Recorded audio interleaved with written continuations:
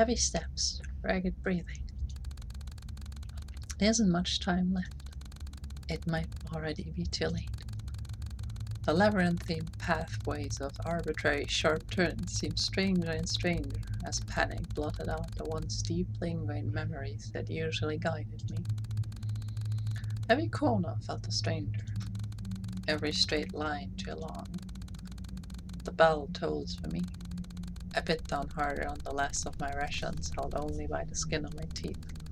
It barely hung on as I kept frantically looking around, hoping for the few scraps of burning memory of mine to find a familiar sight that would lead me to salvation. The gates must be closing by now, the last few barely making it. The rest of us never stood a chance. Suddenly, from a blind spot, a figure struck me. There was no time to react before I came crashing down onto the cold, hard ground. I struggled to regain my senses to at least see what fate would befall me in my final moments, but even in this abyss of endless terror, my mind could never have imagined the horror I witnessed.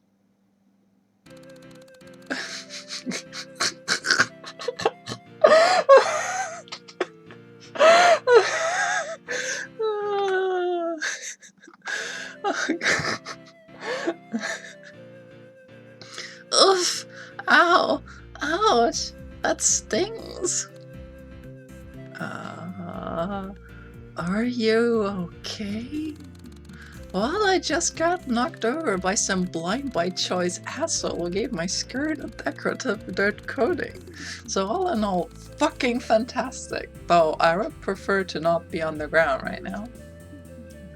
Helfen wir hoch? Helfen wir hoch? Sind wir ein bisschen sassy oder entschuldigen wir uns?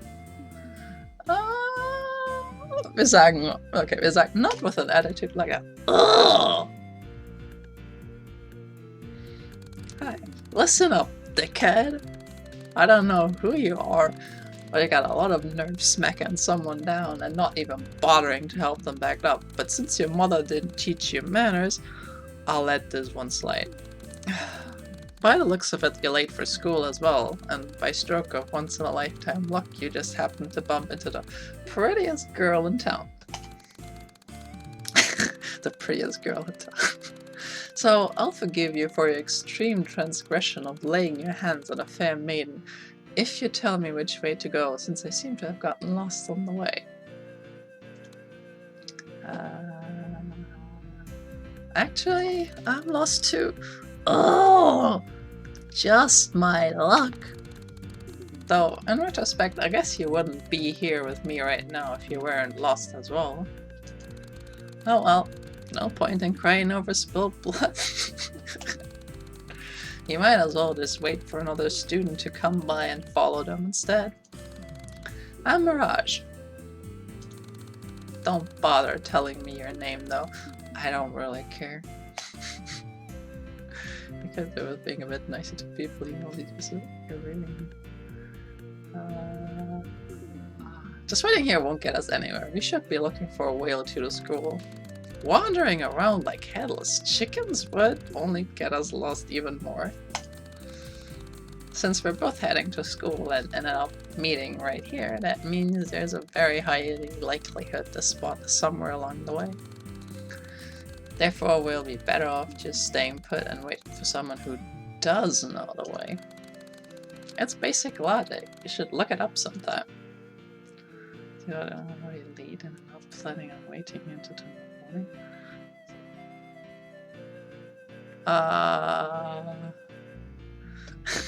Anyone who knows the way will already have gotten there. Sounds to me like you're just looking for an excuse to give up. Ha! Can't give up if I never tried in the first place, and I don't make a habit out of trying. Ja, das werde ich mir rahmen, den Spruch. Why not? Because nothing matters. There's no point in trying if the end result will be the same anyway. Try as you might, you'll eventually just become forgotten dust in the wind like the rest of us. I mean, really, take a moment to think about it. The human mind, in its complete vastness, is capable of recognizing its utter helplessness and uselessness in the face of inevitable and unavoidable non-existence, but is incapable of coming to terms with it. We can only ever ignore it, hide from it, or temporarily escape from it, but the fact is that we are bound to the way of all things. Death is unavoidable, not only to us, but all that exists or ever has existed. Every living being will eventually die out. Every speck of matter will eventually wither away and dissipate into entropy. It doesn't matter if you lived a good life or if you left a legacy behind. It doesn't matter if humanity survives for 1,000 years or dies out tomorrow. The end result is the same. The absolute nothing. Human intelligence is far beyond that of other animals, but it would be misguided to consider that a gift. All other beings have the gift of ignorance, of not understanding what we do. Our intelligence is not a gift, it's a flaw. It's an overextension of evolution. Intelligence, once a great feature in aeons past, continued to grow unchecked and unfiltered, and has since passed the threshold whereupon it is no longer a benefit, but an active danger to its host. Much like the Irish elk, a species of deer that, through uncountable generations of evolution, grew antlers so wide and vast that it could no longer run from predators, eventually leading to extinction. The human mind is an evolutionary maladaptation caused by going too far in a direction that was once beneficial and will, sooner or later, lead to our extinction. On an individual level, it's already happening. Existential dread is already taking hold. I'm sure you felt it too. The pain and fear of being nothing, becoming nothing. The suffering of understanding that. We are unable to come to terms with it, so we hide from our own intelligence. We set limits. We stop ourselves from thinking deeply about what will happen when we die. We create distractions. We keep our minds busy with mundane activities and entertainment to stop ourselves from having to come face to face with the truth. We sublimate it. We transform our self-reflective suffering into another form, art, to keep it from consuming us. Anything to avoid the panic. But these ways are all simply temporary. They're just there to push back the inevitable veil of helplessness and despair that would encompass and ruin us. In the end, nothing matters. There's no point in trying to find joy in life, for life in and of itself is suffering. You're wrong. Huh?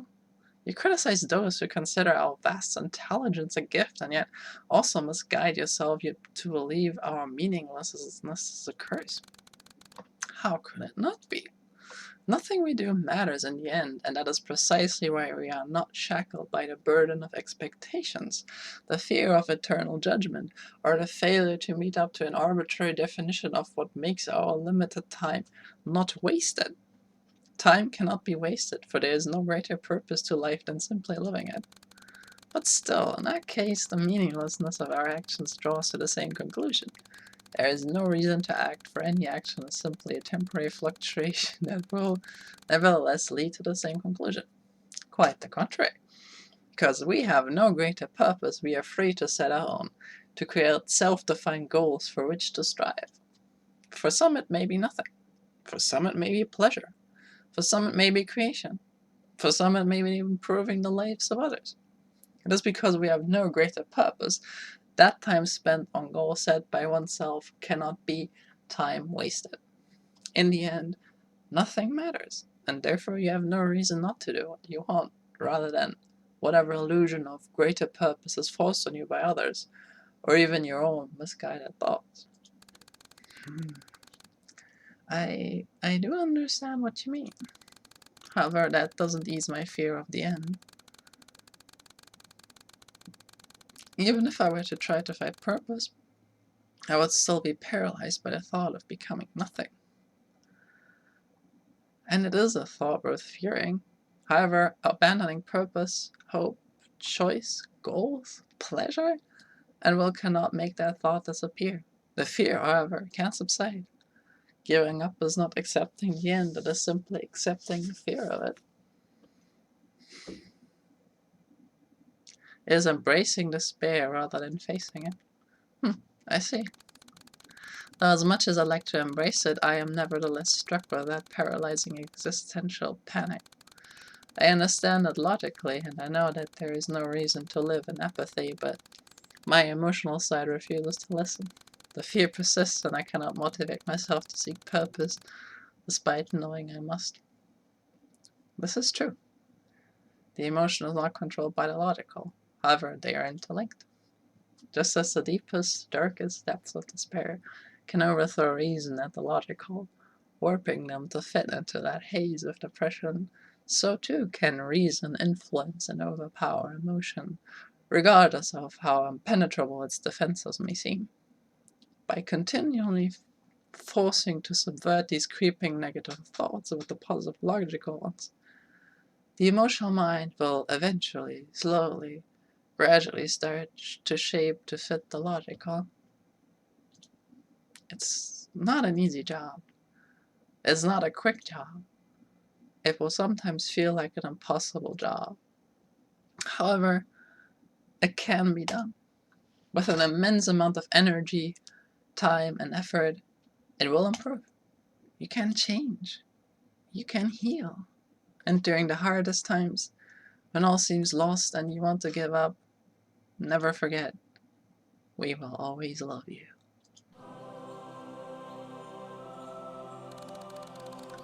Well, I'll be damned. Guess you got a good head on your shoulders after all. Hell, I'm impressed. Man, I feel like I've just shed the weight of the world off my back. Or rather, you've done that for me. And honestly, from the bottom of my heart, thank you.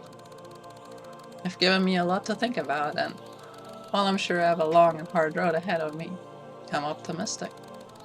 For this first time in what feels like an eternity, I'm optimistic.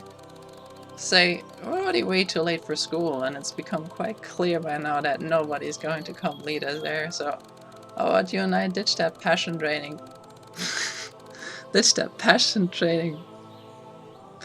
penitentiary? Penitentiary? That's what on you go out. And go grab something to eat, eh? Yeah, sure. Yeah, sure. I've got nothing better to do today. You're paying, though. Oh, you sneaky bastard. But alright. I do owe you one anyway, so what better time to cash out your little nice thing to a girl way out of my leaky pond than now, eh?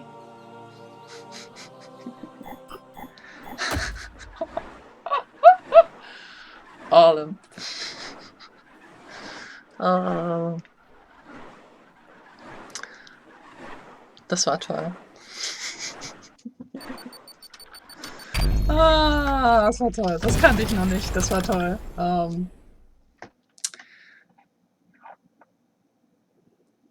Da muss ich jetzt erstmal dran kauen. An der Message von dem Visual Novel. Ah.